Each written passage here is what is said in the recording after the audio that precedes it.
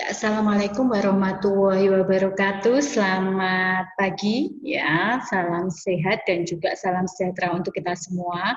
Nah, senang sekali Bu Rate di sini kembali ya di mata kuliah perilaku organisasi, ya. Jadi nanti saya akan memberikan materi melalui video pembelajaran ini. Mohon untuk bisa diperhatikan. Nah, pada kali ini ya Bu Ratih akan menyampaikan materi tentang persepsi ya. Persepsi apa Bu di sini ya? Persepsi pembuatan keputusan individual ya. Oke. Nah, jadi kalau persepsi ini kan masing-masing orang berbeda gitu ya. Misalkan di situ ya. Di contohnya ini digambarkan. Oke, nah di contohnya ini digambarkan ada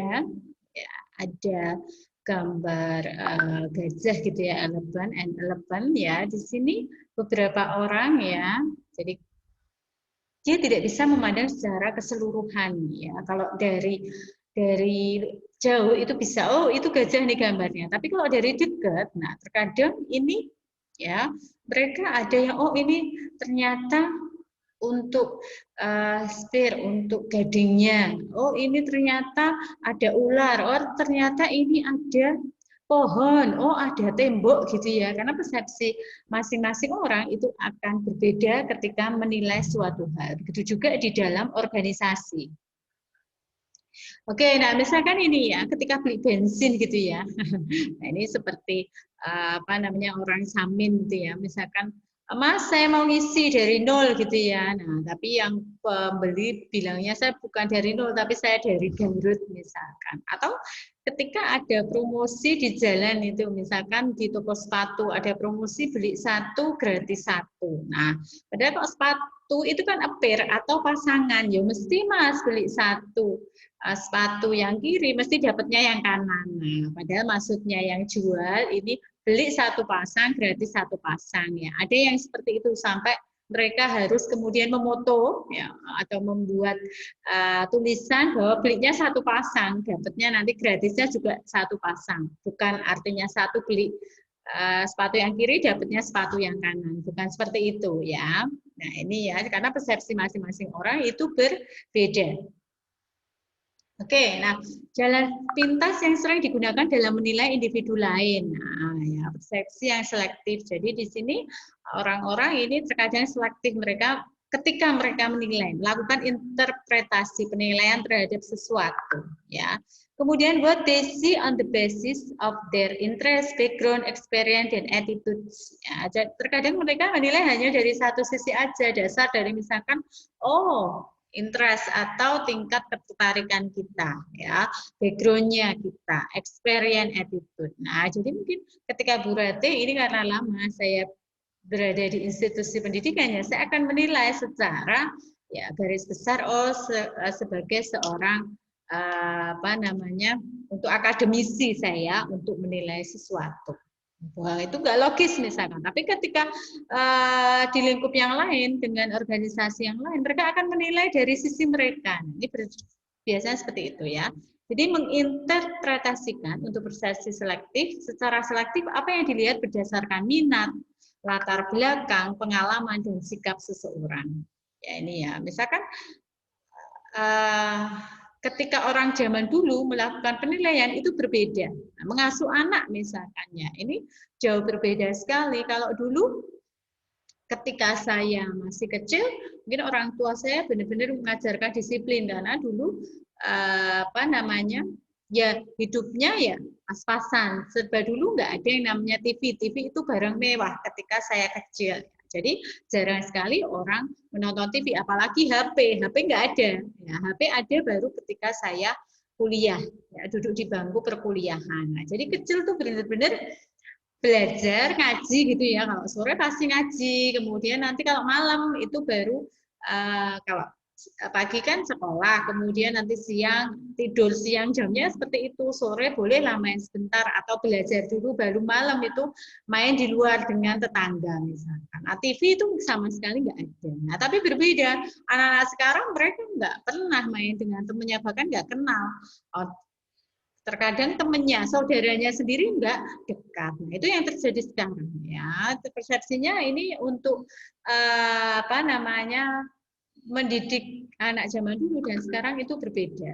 Ya, kalau sekarang ini harus saya strength seperti saya dulu ya nggak bisa. Mereka akan malah stres ya. Mereka akan stres. Anak-anak saya akan stres karena sekarang zamannya era televisi. Ya, kita arahkan saja ketika menonton televisi jangan yang nonton sinetron. Nah, kalau anak kecil ya nontonnya kartun misalkan atau misalkan untuk aplikasinya ya kita pilihkan sesuai dengan mereka ya, jangan kemudian kita tontonkan untuk sinetron ya. Tadi misalkan beberapa contoh ya, waktu saya mendampingi anak saya homeschooling di rumah, kebetulan ada 4 anak gitu ya, ketika ditanya misalkan karena anak saya masih 3 tahun, dia masih di playgroup, ketika ditanya guru TK-nya ya, Vino sudah makan belum? Sudah gitu ya. Terus kemudian ada gambar televisi ini gambar apa? TV, dia bilang gitu. Sukanya Vino nonton apa? Dia bilang Ipin gitu ya. Berarti Ipin Upin. Nah, tapi ada temennya anak saya gitu nontonnya Andin. Nah, ini kan berarti dari kecil umur 3 tahun bahkan sudah diberikan untuk sinetron-sinetron yang tidak sesuai dengan usianya. Nah, ini sangat berbahaya. Ya. Jadi ketika anak kecil ya tontonannya ya tentunya kartun. Ya, kartunnya juga yang membangun, jangan SpongeBob gitu ya, yang logik tidak logis. Artinya tidak logis gimana Bu? Masa ada ketika suasana laut itu ada nanasnya sebagai rumah SpongeBob misalkan. Kemudian terkadang bahasanya juga ini tidak atau kurang baik menurut saya. Ya, cari kartunya membangun, Ipin Upin misalkan, ya atau apalagi ya kalau kartun ya yang baik-baik aja lah ya, Boboiboy misalkan. Nah, ini ya itu yang disukai anak-anak saya misalkan, itu contohnya ya, karena persepsinya itu berbeda-beda. Tadi untuk mengatur anak pun berbeda-beda mereka. Kemudian efek halo ya, drawing a general impression about an individual on the basis of a single characteristic. Jadi di sini membuat sebuah gambaran umum tentang seorang individu berdasarkan sebuah karakteristik. Ya, ini ya. Ya. Oke, kemudian beberapa jalan pintas yang sering digunakan dalam menilai individu lain ya. Kadang efek kontras ya, evaluasi atas karakteristik seseorang yang dipengaruhi oleh pembandingan dengan orang lain yang baru saja dijumpai dengan peringkat lebih tinggi atau lebih rendah pada karakteristik yang sama. Juga ada proyeksi ya, menghubungkan karakteristiknya sendiri ke orang lain. Nah, ini nggak bisa, kita harus membedakan gitu, nggak bisa. Misalkan anak saya ya harus seperti saya misalkan, ya itu sekarang nggak zamannya lagi ya. Kemudian stereotip ya, menilai seseorang berdasarkan persepsi tentang kelompok di mana ia tergabung ya. Ini ya. Nah, jadi ini beberapa whatever we do, people will always find something to say ya. Contohnya misalkan ketika kita berbuat apa saja, orang itu pasti akan menilai entah itu baik atau buruk. Padahal yang kita lakukan sudah baik menurut kita. Nah, ini ya misalkan pada gambar pertama ini, waduh, kalau ada suami istri naik keledai apa kedelai ini, keledai gitu ya, dipikirnya ini kasihan keledainya. Nah, tapi ketika istrinya suruh turun, nanti diomong lagi, laki-laki nggak sayang istri, masa istrinya suruh jalan misalkan. Nah, kalau terbalik ya, yang naik hanya istrinya saja, nanti ada omongan lagi, Allah ini istri, ikatan suami takut istri katanya. Nah ini ya, jadi seperti itu. Nah misalkan nggak dinaiki untuk keledainya ini, nanti dibilangnya ini punya keledai kok nggak dinaiki. Nah setiap orang pasti akan menilai kita apapun yang kita perbuat. Nah ini sebagai masukan untuk kita bahwa yang penting kita sudah berbuat baik gitu ya. Yang penting kita sudah berbuat secara koridor tindakan yang baik ya. Entah itu penilaian ya monggo terserah seperti apa. Nah, itu ya seperti misalkan kita belajar, kalian kuliah ya. Itu ya yang penting kita melaksanakan, kita belajar ketika ada kuliah ya kita datang, ketika ada tugas kita kerjakan misalkan sesuai dengan tenggat waktu. Nah, makanya itu terserah penilaian yang dilakukan oleh dosennya. Nah, ini ya. Jadi setiap orang itu bisa menilai apa saja karena mereka mempunyai persepsi atau penilaian atau interpretasi yang berbeda-beda. Nah, berarti apa di sini pengertian persepsi? Nah, persepsi adalah suatu proses yang ditempuh individu untuk mengorganisasi dan menafsirkan kesan-kesan indera mereka agar memberikan makna bagi lingkungan mereka. Ya, jadi di sini suatu proses untuk memperhatikan, menyeleksi, mengorganisasi dan menafsirkan stimulus lingkungan. Ya, itu ya. Faktor yang mempengaruhi ya, karakteristik pelaku yang mempengaruhi persepsi sikap misalkan, kemudian kebutuhan atau motif yang tidak dipuaskan, kemudian ada kepentingan atau minat kita, ada pengalaman masa lalu dan juga penghargaan. Nah itu. Kemudian target atau objek ya, karakteristik dari objek yang akan mempengaruhi persepsi. Ya. Kemudian lingkungan, lingkungan adalah situasi akan menarik perhatian kita akan untuk memperhatikan objek yang memberikan persepsi. Oke, ya, jadi di sini ya, persepsi maka dipengaruhi waktu, keadaan kerja, keadaan sosial, ya gitu ya. Apalagi kalau lingkungan kerjanya seperti itu, ya kita ya pasti sedikit banyak akan mulai ikut arus dari lingkungan kerja kita. Nah, faktor dalam diri sendiri ya, sikap kita, motif, minat, pengalaman, harapan-harapan. Nah, kemudian faktor yang dalam diri target ya, sesuatu yang baru, gerakan, suara, ukuran, latar belakang, kedekatan, mirip. Nah, ini ya. Terkadang kita juga sebagai individu harus bisa menempatkan ke dalam lingkungan yang baru untuk kita. Ya.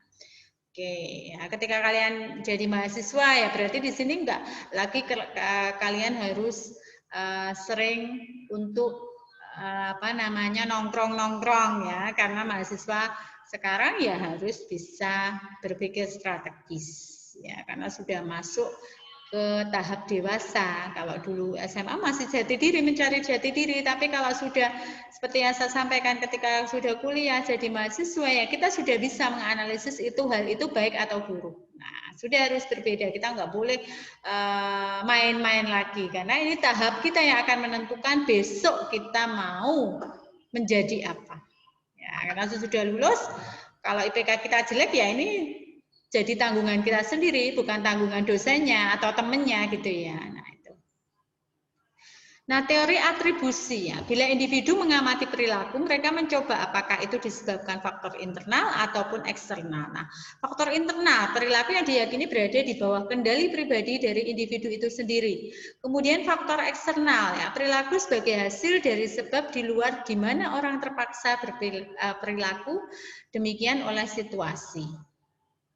Nah, teori atribusi ini faktor-faktor yang mempengaruhi cara pandang terhadap penyebab apakah internal atau eksternal, yaitu kekhususan ya, merujuk kepada apakah individu memperlihatkan perilaku yang berlainan dalam situasi yang berlainan. Konsensus misalkan, jika semua orang menghadapi situasi yang serupa, bereaksi dengan cara yang sama. Konsisten misalkan, apakah individu memberikan reaksi dengan cara yang sama dari waktu ke waktu.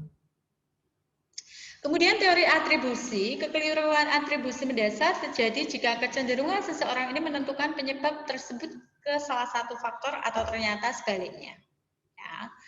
Nah, ada teori hubungan. Nah, ini adalah usaha ketika individu mengamati perilaku untuk menentukan ya, sikap hal ini disebabkan oleh secara internal ataupun eksternal. Nah, perilaku yang disebabkan secara internal adalah perilaku yang diyakini dipengaruhi oleh kendali pribadi seseorang individu. Nah, itu internal dalam diri kita. Kita bersikapnya seperti apa, gitu ya. Kalau perilaku yang disebabkan eksternal, ini sebagai akibat sebab dari luar, ya, dipaksa oleh demikian. Nah, misalkan ketika bekerja, oh ternyata tuntutannya atau targetnya banyak ya, kita dipaksa untuk bekerja keras, misalkan seperti itu. Ya beda kalau bekerja di tempat lain, oh yang di sini mungkin tidak ada targetnya ya, kita akan lebih santai ya ini ya. Nah, kesalahan hubungan yang fundamental, kecenderungan untuk merendahkan pengaruh faktor-faktor eksternal, meninggikan pengaruh faktor-faktor internal ketika membuat penilaian tentang perilaku seseorang. Nah, ini cenderung subjektif misalkan. Ketika kita menilai seseorang ya, kita nggak tahu sebelumnya ya, kita langsung bisa menilai mereka ya dengan misalkan misalkan Bu Esti gitu ya. Biasanya karena bertemu mahasiswa baru ya, tanpa saya kenal dulu kadang saya sudah menilai, oh mahasiswa ini baik, oh mahasiswa ini kok kayaknya nggak semangat, nah, misalkan. Padahal nanti kalau sudah kenal itu akan berbeda karena kita belum terlalu kenal. Bias pada pemikiran diri sendiri ya, kecenderungan bagi para individu untuk menghubungkan keberhasilan mereka sendiri dengan faktor-faktor internal sementara menyalahkan faktor eksternal untuk kegagalan. Nah, ini ya kita harus hati-hati. Kemudian selanjutnya, nah, jadi di sini observasi, pengamatan, kemudian kita melakukan penilaian dan juga ada hubungan sebab akibatnya ya. Kalau perilaku individu ada kekhususan, konsensus, konsistensi. Nah, ini ya. Nah, penggunaan persepsi dalam organisasi. Nah, ini ketika melakukan wawancara kerja, ya, wawancara karyawan. Nah, ini juga terkadang masih bersifat subjektif. Kemudian pengharapan kinerja, ada evaluasi kinerja, upaya karyawan dan juga kesetiaan karyawan. Nah, ini ya bisa menggunakan persepsi. Nah, untuk memaksimalkan atau mengoptimalkan outcome hasilnya gitu ya. Nah, ternyata di sini ya dalam pengambilan keputusan ini secara rasional rujukan terhadap pilihan konsisten dan memaksimalkan nilai ya. Model pengambilan keputusan rasional adalah model pengambilan keputusan yang menggambarkan bagaimana individu hendaknya berperilaku memaksimalkan untuk hasilnya. Nah, pengambilan keputusan ya, pengambilan keputusan merupakan suatu reaksi terhadap suatu masalah, problem solving. Nah, ini ya, misalkan di sini hubungan antara persepsi dan pembuatan keputusan individu. Nah, keputusan di sini, keputusan pilihan-pilihan yang dibuat dari dua alternatif atau lebih. Ya, masalah, ketidaksesuaian antara masalah yang saat ini dan keadaan yang diinginkan. Nah, itu kan gap, terdapat gap. Kita yang ingin harapkan apa, kemudian ketidaksesuaian antara hasilnya. Nah, itu masalah. Maka di sini persepsi pengambilan keputusan ya. Dengan masalah itu kita harus mengambil keputusan, baru ada outcome-nya atau hasilnya. Nah, oke. Nah, untuk hak untuk pengambilan keputusan ya, ada hak utilitarian yaitu keputusan yang diambil semata-mata atas dasar hasil atau konsekuensi mereka. Kemudian memberikan kebaikan yang terbesar untuk memberikan kebaikan yang terbesar dalam jumlah besar. Nah, selanjutnya konsisten dengan tujuan seperti efisiensi, produktivitas dan juga laba yang tinggi, ya. Nah, apa itu hak? Hak adalah mengambil keputusan yang konsisten dengan kebebasan dan keistimewaan mendasar, ya, menghormati hak dasar para individu. Nah, kalau keadilan adalah mengenakan dan memperkuat aturan-aturan secara adil dan tidak berat sebelah sehingga ada pembagian manfaat dan biaya yang ada, pembagian manfaat dan biaya yang pantas. Nah, fokus pada utilitarianisme mendorong efisiensi dan produktivitas tetapi dapat mengakibatkan pengabaian hak dari beberapa individu, terutama minoritas ya itu ya. Kemudian fokus pada hak, melindungi individu tetapi menghambat produktivitas dan efisiensi. Nah, kalau fokus pada keadilan, melindungi kepentingan yang kurang terwakili, mendorong rasa kepemilikan yang akan mengurangi pengambilan resiko, inovasi, produktivitas. Oke. Nah, faktor-faktor yang mempengaruhi perilaku etis dalam pengambilan keputusan. Yang pertama, tahap perkembangan moral ya. Jadi di sini untuk menilai kapasitas seseorang untuk menilai secara moral yang benar ya di sini ya. Kemudian lingkungan organisasi. Nah, orang-orang kekurangan rasa moral yang kuat akan jauh lebih kecil ya. Jadi kemungkinannya mengambil keputusan yang tidak etis ya. Ini ya. Nah, ini hendaknya jangan ya. Kemudian tempat kedudukan atau kendali atau locus of control merupakan karakteristik yang mengukur sejauh mana orang meyakini bahwa mereka bertanggung jawab untuk peristiwa-peristiwa dalam hidup mereka. Nah, locus of control internal maka lebih mengandalkan pada standar internal dan dari mereka sendiri mengenai yang benar atau yang salah. Ini benar apa salah gitu ya. Kemudian locus of control eksternal, lebih kecil kemungkinannya untuk memikul tanggung jawab atas konsekuensi-konsekuensi dari perilaku mereka dan lebih besar kemungkinan untuk mengandalkan pengaruh-pengaruh eksternal. Oke. Ya. Nah, terkadang pengambilan keputusan bersifat rasional. Kalau rasional ini mendefinisikan masalah, ya ada tahapnya mengidentifikasi keputusan seperti apa, kriteria, menimbang, mengembangkan alternatif lain. Jadi ada plan A, plan B, kemudian mengevaluasi alternatif pengambilan keputusan yang ada dan juga memilih alternatif yang baik. Nah, bias dalam pengambilan keputusan. Nah, misalkan kita terlalu pede nih, nggak boleh juga terlalu optimis gitu ya. Kemudian bias jangkar ya.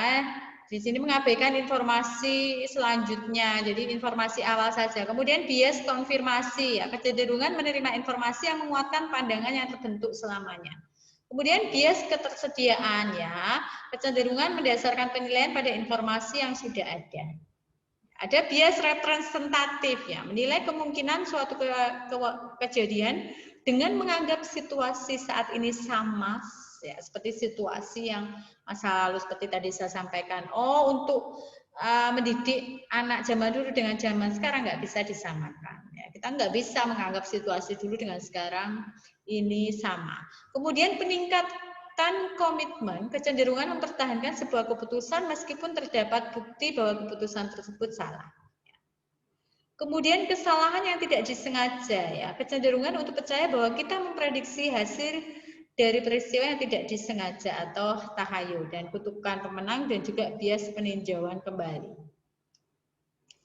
Nah, kemudian peningkatan dalam pembuatan keputusan, maka ada kreativitas, kemampuan untuk menggabungkan gagasan-gagasan dalam satu cara yang unik. Kemudian membuat asosiasi yang luar biasa, antara gagasan-gagasan. Kemudian komponen kreativitas ya, ada keahlian, keterampilan, dan juga motivasi. Nah, intuitif misalkan, merupakan suatu proses yang tidak sadar yang diciptakan dari dalam pengalaman yang tersaring. Nah, kapan besar kemungkinan dipakai? Ya, intuisi ini ya. Ini terkadang juga kita gunakan karena data analisis kurang berguna, fakta tidak jelas, fakta terbatas. Nah, ini ya kadang kita intuisinya mulai timbul. Kemudian batasan organisasi dalam pengambilan keputusan. Nah, evaluasi kinerja. Ya, kriteria evaluasi akan mempengaruhi pilihan untuk pengambilan keputusan, cenderung menjadi safety player. Kemudian sistem penghargaan ya, sistem penghargaan akan mempengaruhi cara pengambilan keputusan. Kemudian ada peraturan formal. Nah, ini peraturan yang detail dan formal lebih banyak membatasi pengambilan keputusan dan juga batasan waktu yang ditentukan sistem ya. Keputusannya ini harus cepat dan tepat untuk menghadapi persaingan dan juga peristiwa historis. Nah, gaya pengambilan keputusan ada beberapa direktif ya. Di sini toleransi rendah atas ambiguitas dan mencari rasionalitas ya, rasional saja pikirannya. Kemudian logis ya, mengambil keputusan secara cepat dan terorientasi jangka panjang. Kemudian ada pengambilan keputusan analitik ya, toleransinya jauh lebih besar, mengumpulkan informasi, jadi informasi dikumpulkan, pengambilan keputusan yang cermat dengan penilaian beberapa evaluasi alternatif. Nah, selanjutnya adalah konseptual. Nah, konseptual ini alternatif jangka panjang, kemudian solusinya juga kreatif. Dia punya solusi apabila untuk keputusannya ini tidak terlaksana dengan baik misalkan. Dan juga behavioral, memperhatikan kinerja rekan kerja serta reseptif terhadap usulan orang lain dan juga menghindari konflik ya. Ini menang pengen aman ya, supaya tidak ada konflik di dalam organisasi tersebut. Nah, itu tadi ya, itu tadi yang saya jelaskan ya mengenai persepsi. Jadi saya sampaikan persepsi tiap individu itu berbeda, apalagi kalau di dalam organisasi. Nah, ini makanya di sini tergantung dari pemimpin ya, kepemimpinannya itu seperti apa. Maka di sini harus bisa mereka mengguyung untuk karyawan di dalam organisasi tersebut. Oke, terima kasih atas perhatiannya ya. Terima kasih sudah menyaksikan video pembelajaran ini ya. Kita akan ketemu lagi ya di materi-materi perilaku organisasi yang lain. Billahi taufiq wal hidayah. Assalamualaikum warahmatullahi wabarakatuh. Salam sehat untuk kita semua serta kita selalu dalam lindungan Allah Subhanahu wa taala. Terima kasih.